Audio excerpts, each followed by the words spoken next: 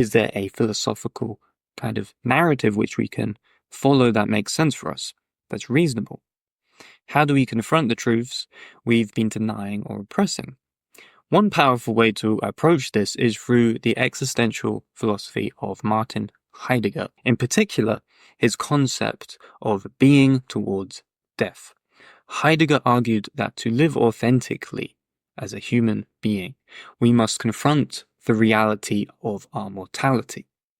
By acknowledging that our time is limited, we're pushed to live more fully every single day, to face the truths we've been avoiding, and to make the most of the time we have.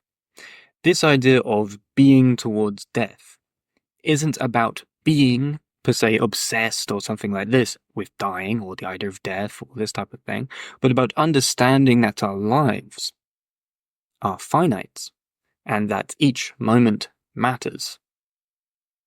When we are not reminded of our own mortality, we can fall into this sense of self where we lack a sense of urgency towards life itself, and then are therefore more likely to live life in a meaningless way, without vitality, without a sense of urgency towards a purpose or anything like this. And it is this sense of meaninglessness which is going to make us commit to excuses that will deny the best life that we could possibly live or go towards, which would give rise to the coping mechanisms of denial and repression, rather than trying to actually achieve and be the individuals we truly want to become.